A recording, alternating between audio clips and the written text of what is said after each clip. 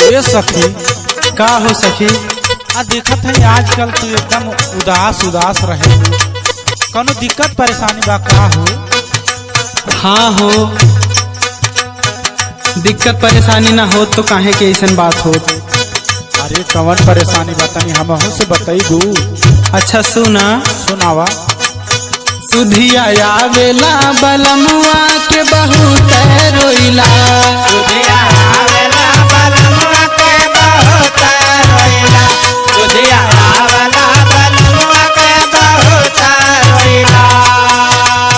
हे बहुत रोइला, हे बहुत रोइला, सुधिया आवेला बलमुआ के बहुत रोइला। सुधिया आवेला बलमुआ के बहुत रोइला, सुधिया आवेला बलमुआ के बहुत रोइला। और सुना सखी, सुनावा हो। अरे घसिया छोलन गईली उहाँ सुध आवे, घसिया छोलन गईली उहाँ सुध आवे। हे बहुत रोइला खुरपला ममै बहाई के बहुत रोइला।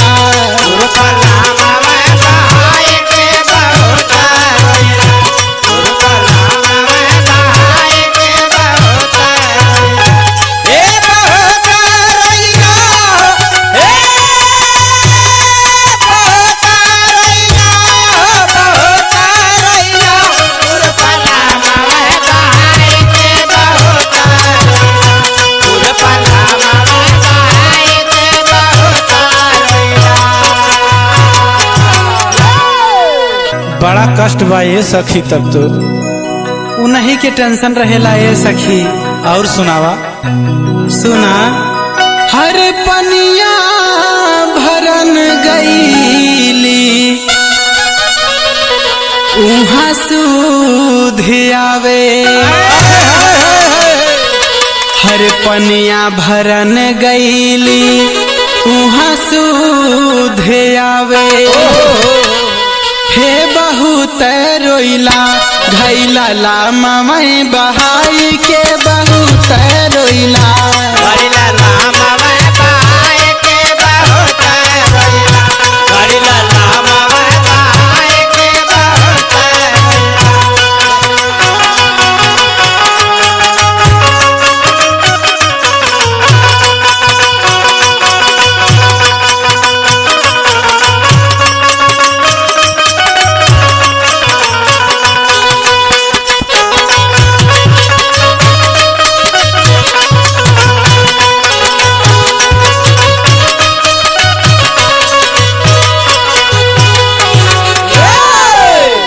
सुनत हो ना सखी? हाँ सुनत है हो, ज्यादा टेंशन ना लेवे के। देखा हम पंकज बलमुआ के बिना वैसे ही रहे का आदत डाल ले। अरे जब से धनजीत बलमुआ गईल हवे ना, अच्छा तब से मन ना लागता।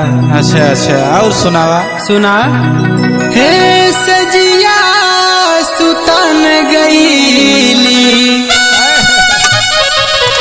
उहाँ सुध आवे,